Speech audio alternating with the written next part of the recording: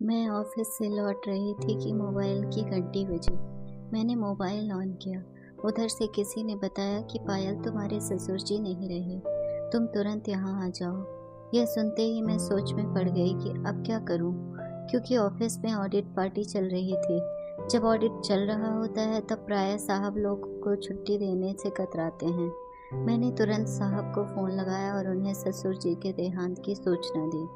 घर आकर तत्काल मैं अपना रेल टिकट बुक किया, जल्दी से सूटकेस तैयार किया और रेलवे स्टेशन पहुंची। इंदौर जाने वाली ट्रेन प्लेटफॉर्म पर खड़ी थी।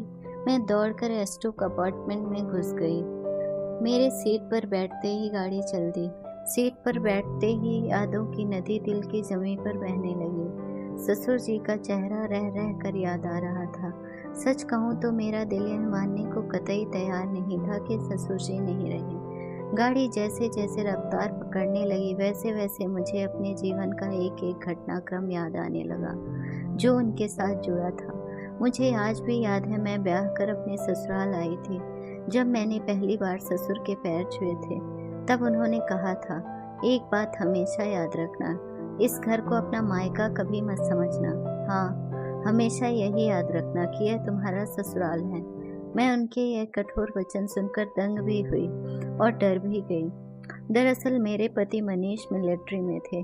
शादी के वे 1 माह की छुट्टी लेकर आए थे। शादी तत्काल बाद हम हनीमून के लिए मनाली गए और वहां से लौटने के बाद महाबलेश्वर पूना गए। घूमने फिरने के दौरान दिन कैसे कट गए पता ही नहीं चला। उनकी छुट्टियां खत्म हो गई और वे फिर कश्मीर चले गए। जब एक दिन हम महाबलेश्वर में सनसेट पॉइंट पर बैठे थे तब बातों बातों में उन्होंने बताया कि अपनी ड्यूटी के तहत सीमा पर रहने के दौरान हमें पूरी तरह चौकस रहना पड़ता है, क्योंकि सीमा पार से हमारी सीमा में आतंकवादियों के घुसपैठ की संभावना हमेशा बनी रहती है। फिर सीमा पार से दुश्मन की सेना कभी भी सीजफायर तोड़कर गोलीबारी करती रहती है, इसलिए हमें हमेशा सजग रहना पड़ता है। हमारी छोटी सी गलती या भूल हमारे लिए जान का खतरा बन सकती है। जब उनकी यह बात पूरी हुई तब मैंने ही सवाल किया, आप मुझे कश्मीर कब घुमाने ले चलेंगे? तब तत्काल जवाब देते हुए वे बोले, पायल, अगली बार जब इंदौर आऊँगा तब तुम्हें अपने साथ कश्मीर ले जाऊँगा। उनके कश्मीर पहुँचने का फ़ोन आया और उसके अगले ही दिन सुबह 5 बजे फ़ोन की घंटी बजी। मेरे ससुर ने ही फ़ोन उठाया। उधर से आवाज़ आई, मैं कर्नल बोल रहा हूँ। मुझे यह खबर देते हुए दुख हो रहा है कि कल रात कुछ आतंकवादियों ने हमारी सीमा पर आक्रमण कर दिया। उनके साथ लड़ते हुए आपके बेटे मनीष शहीद हो गए। उधर से टेलीफोन बंद हुआ और इधर मेरे ससुर ने मेरे कमरे का दरवाज़ा खटखटाया। मैंने दरवाज़ा खोला तो उन्होंने नपे तुले सपाट शब्दों में मुझे मेरे पति के शहीद होने का समाचार सुनाया। तब उनकी बात सुनकर मुझे लगा कि उनको अपने बेटे के शहीद होने का गम है भी या नहीं।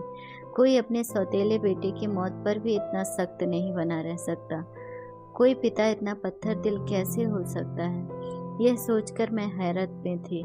मनीष के निधन के 1.25 महीने बाद मेरे माता पिता पैरी छुड़ाने की रस्म अदा करने के लिए मेरे ससुराल आए। जब मेरे पिताजी ने ससुर जी को भी निवेदन किया हमारे साथ चलने के लिए, तब वे बोले, तुम पायल को अपने साथ ले जाकर अपनी रस्म अदायगी करो। मैं इन प्राचीन ढकोसलों को नहीं मानता। पापा जी उनका जवाब सुनकर दंग रह गए। करीब 10 दिन मायके में रहने के बाद मैं पुनः अपने ससुराल आ गई। कुछ दिन तक ससुर जी ने मेरी तरफ बिल्कुल भी ध्यान नहीं दिया। मैं किसी कोने में बैठकर दिन दिन भर रोती रहती, लेकिन उन्होंने अपना सोशल वर्क बिल्कुल उसी तरह चालू कर दिया जैसे वे पहले किया करते थे। मैं कोने में बैठे बैठे सोचती रहती कि यह कैसे पिता हैं जिनके चेहरे पर अपने बेटे के मरने का गम तक नजर नहीं आता। एक दिन जब हम साथ बैठे थे तब मैंने ही उनसे पूछा, बाबूजी, क्या आपको मनीष की याद नहीं आती? मैं तो उनके गम को अपने हृदय से निकाल ही नहीं पा रही हूँ। मैं जानता था कि यह खबर एक न एक दिन तो मुझे सुनने को मिल ही सकती है। फिर जो देश के लिए शहीद हो गया उसका गम क्यों करे? हमें तो गर्व होना चाहिए कि हमारा बेटा देश के काम आ गया।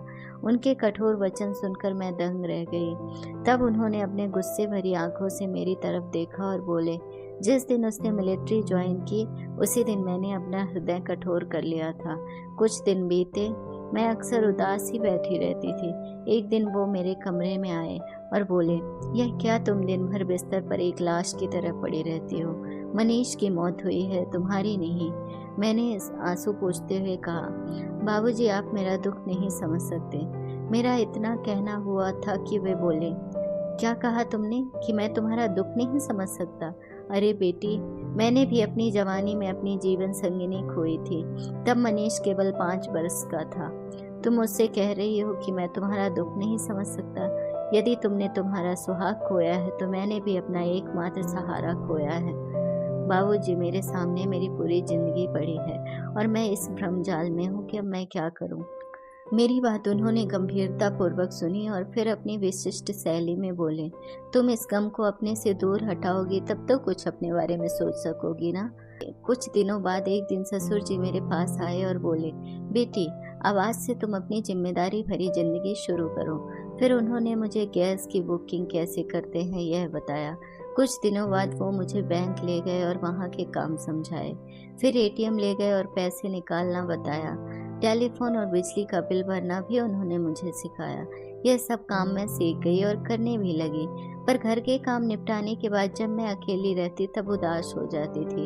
एक दिन ससुर जी ने मुझे बुलाया और कहा, देखो अब बहुत हो गया पायल, तुम्हारा उदास चेहरा देखकर मुझे बहुत परेशानी होती है।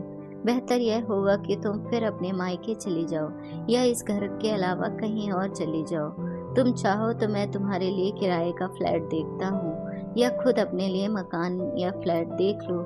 मैंने उनसे कई बार कहा कि मैं अकेले कैसे रह पाऊंगी, तो वो बोले, यह तुम्हारी प्रॉब्लम है और इससे तुम्हें ही हल करना है।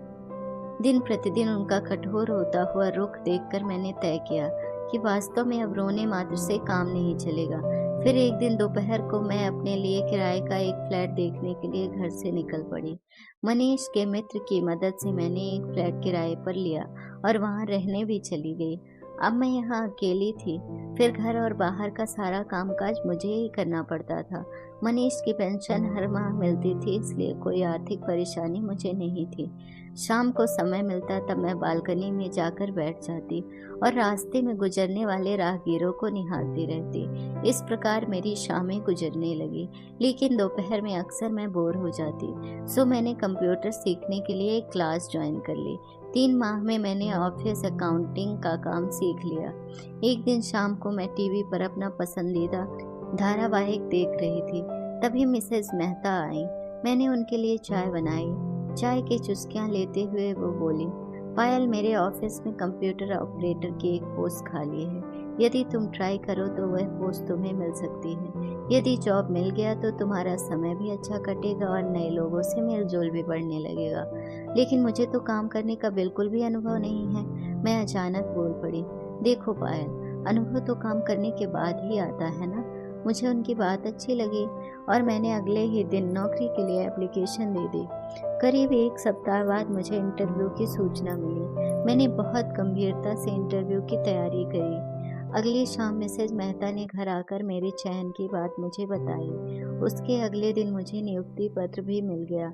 मैं तो यूं ही खाली थी। मैंने दूसरे दिन से ही नौकरी ज्वाइन कर ली।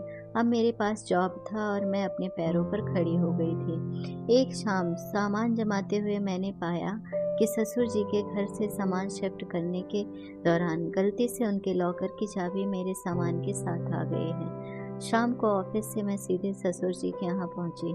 उस समय वो सामाजिक कार्यकर्ताओं की बैठक में व्यस्त थे। मुझे देखते ही बोले, बैठ जाओ, मैं तुमसे थोड़ी देर बाद बात करता हूँ। बैठक खत्म होने के बाद उन्होंने मेरी तरफ देखा और बोले, क्या तुम लॉकर की चाबी लौटाने आई हो? उनकी बात सुनकर मुझे आश्चर्य हुआ कि उन्हें कैसे पता चला कि मैं लॉकर की चाबी देने आई हूँ। मेरा आश्चर्य से भरा चेहरा देखकर वे बोले, बेटी, मैंने जानबूझकर ही लॉकर की चाबी तुम्हारे सामान के साथ रख दी थी। दरअसल मैं तुम्हारी परीक्षा ले रहा था कि तुम चाबी अपने पास रखती हो या मुझे वापस करती हो। मैंने टेबल पर लॉकर की चाबी रखी और उनको प्रणाम करके लौटने लगी। तब ये बोले, सुना है तुम नौकरी करने लगी हो और तुम्हारी अपने ऑफिस के मैनेजर के साथ बहुत पटती है, क्या इरादा है? मैंने स्वाभिमान पूर्वक लेकिन धैर्य के साथ उनसे कहा, मैं कंप्यूटर ऑपरेटर के पद पर हूँ और वो मेरे अधिकारी हैं। इसलिए कई बार मुझे उनके कैबिन में जाना पड़ता है। अब लोग किस नज़र से देखते हैं और क्या सोचते हैं, इसकी चिंता मैं नहीं पालती। मेरा जवाब सुनकर उन्होंने गर्दन नीचे कर ली। मैंने उनके चरण छुए और फिर घर चली आई। मैं घर ज़रूर चली आई थी, लेकिन ससुर जी की यह बात मेरे कानों में बार-बार टकराती रही कि सुना है तुमने नौकरी करने लगी हो और तुम्हारी ऑफ़िस में मैनेजर के साथ बहुत पटती है। क्या इरादा है? मुझे लगा कि ये बात अब मुझे यहाँ चैन से नौकरी नहीं करने देगी। अतः मैं रविवार को हमारे जीएम के बंगले पर उनसे मिलने गई। उन्होंने पूछा, कहिए आप क्या कहना चाहती हैं? सर, मैं अपना ट्रांसफ़र भोपाल करवाना चाहती हूँ। मुझे मालूम पड़ा कि वहाँ पीआरओ का पद पाठक जी के सेवानिवृत्त होने से खाली है। यदि आप मेरा तबादला वहाँ कर सके तो मैं आपकी जीवन भर आभारी रहूँगी। मैंने विनम्रतापूर्वक अपनी बात उनके सामने रखी। लेकिन आप तो यहाँ कंप्यूटर ऑपरेटर हैं, क्या आप पीआरओ का पद संभाल पाएंगी? सर, मुझे लगता है कि अब मैं किसी भी पद पर काम करने के लिए समर्थ हूँ। कल ऑफिस में आप तबादले के लिए आवेदन पत्र दे देना। उनके इतना कहते ही मैंने उनका अभिवादन किया और घर लौट आई। अगले दिन मैंने अपना आवेदन पत्र जीएम साहब के केबिन में पहुंचा दिया। करीब 1 माह बाद मुख्यालय से मेरा तबादला भोपाल होने के लिए आदेश आ गया। मैंने अपना तबादला भोपाल करवा लिया। ये जानकर मिसेस मेहता सहित ऑफिस के सभी साथी आश्चर्यचकित थे। अगले दिन ऑफिस में मेरा विदाई समारोह आयोजित किया गया। विदाई समारोह के बाद मैं सीधे ससुर जी से मिलने उनके यहाँ गई। मुझे देखते ही वो बोले, पायल, तुमने अपना तबादला भोपाल करवा लिया है ना? उनकी यह बात सुनकर मैं फिर आश्चर्यचकित रह गई। मेरा तबादला करवाने की खबर उनको कैसे मिली? उन्होंने नौकर से कहकर मेरे लिए चाय नाश्ता मंगवाया और बोले, पायल, भोपाल पहुँचने के बाद तुम्हारे घर का पता मुझे तत्काल भिजवाना। देखो पायल, इसमें देर मत करना। भोपाल आने के 2 दिन बाद ही ऑफिस की एक कलीग की सहायता से मैंने एक मकान किराए पर ले लिया और नए पते की जानकारी ससुर जी को भेज दी। मुझे भोपाल आए केवल 3 महीने ही हुए थे और आज ऑफिस से घर पहुंचने के दौरान ये सूचना मिली कि ससुर जी नहीं रहे। ये संपूर्ण घटनाक्रम मेरी आंखों के सामने एक फिल्म की तरह गुजर गया। गाड़ी स्टेशन दर स्टेशन आगे बढ़ते हुए इंदौर पर आकर रुकी। मैं गाड़ी से उतरी और ऑटो करके ससुर जी के घर पहुंची। मेरे पहुंचने से पहले उनकी अंतिम यात्रा की पूरी तैयारी हो गई थी। मैंने अंतिम बार उनका चेहरा देखा और उनके चरण स्पर्श किए। अब वो एक शव के रूप में मेरे सामने थे, पर उन्हें देखकर लग रहा था मानो मुझसे कुछ कहना चाहते हैं। उनका आग्नेय स्वभाव उनके चेहरे पर अभी भी वैसा ही नजर आ रहा था। उनके भाई के लड़कों ने अर्थी को कंधा दिया और उनकी अंतिम यात्रा चल पड़ी। अगले दिन मुझे मेरे चचेरे देवर ने एक फाइल सौंपी। मैंने एक एक कर उस कागज को पलटना शुरू किया। ससुर जी ने मेरे नाम विरासत लिखी थी, जिसमें सारी संपत्ति, रुपए, पैसे मेरे नाम लिखे थे। वसीयतनामे के बाद अंत में एक चिट्ठी थी जो उन्होंने मेरे नाम लिखी थी, जिसमें लिखा था, प्रिय बेटी पायल, आशीर्वाद। ये पत्र तुम्हें मेरे मरने के बाद ही मिलेगा। तुम मेरा स्वभाव देखकर हैरान थी और आजीवन हैरान ही रहोगी। मैंने जानबूझकर तुम्हें अपने घर से निकलने के लिए विवश कर दिया, ताकि तुम अपने कमरे के सूने कोने से बाहर निकलकर दुनियादारी को समझो। मिसेस मेहता को बुलाकर मैंने ही उन्हें तुम्हारे पास भेजा था, ताकि तुम कंप्यूटर ऑपरेटर की पोस्ट के लिए आवेदन करो। दरअसल मैंने मिसेस मेहता से जानकारी लेकर ही तुम पर तुम्हारे मैनेजर के साथ ज़्यादा घुलने मिलने का आरोप लगाया था। बेटी, मैं यह चाहता था कि तुम यथा समय अपने लिए एक योग्य जीवन साथी की तलाश कर लो। इसके लिए मुझे तुम्हारे ऑफिस का मैनेजर उपयुक्त भी लगा, लेकिन मेरी इस बात का जवाब तुमने अपना तबादला भोपाल करवा के दिया। बेटी, जमाने के बदलने के साथ हमें भी बदलना पड़ता है। वैसे भी अकेले स्त्री का जीना आजकल बहुत दुश्वार हो गया है। समय रहते यदि तुम्हें कोई अच्छा जीवन साथी मिल जाए तो शादी अवश्य कर लेना। बेटी, जो मर गया उसके साथ मरा तो नहीं जा सकता ना। मुझे चिंता यह थी कि यदि तुम्हें इस कदर निराश जिंदगी व्यतीत करने की आदत पड़ गई तो तुम्हारा जीवन नर्क बन जाएगा, क्योंकि हमारे पास अथाह धन दौलत हो तो भी जीवन की खुशियाँ सिर्फ रुपए पैसे से तो नहीं मिलती। इसलिए मैं भी अपना तन मन धन सामाजिक कार्यों में लगाता रहा। सामाजिक कामों के लिए लगाता रहा। बेटी, मानव होने का अर्थ है समाज में रहना। जबकि तुमने अपने आप को एक कमरे में एक सूने कोने में कैद कर लिया था। अब मैं ये जानकर बहुत खुश हूँ और संतुष्ट भी कि तुमने ज़िंदगी को फिर से जीना सीख लिया है, और मैं यही चाहता हूँ।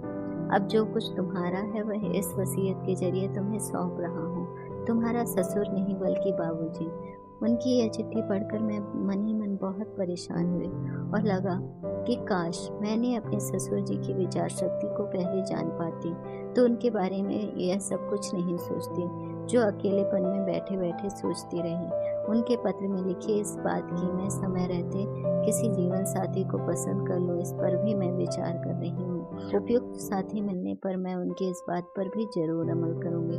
नहीं तो मनीष की यादें और उनके साथ बिताए गए लम्हे तो हमेशा मेरे साथ ही रहेंगे। अगर आपको हमारी स्टोरी अच्छी लगी हो तो अपने दोस्तों के साथ भी शेयर कीजिए और कमेंट में ज़रूर बताइए कि कैसी लगी हमारी ये कहानी। और हाँ, चैनल को सब्सक्राइब करना ना भूलें।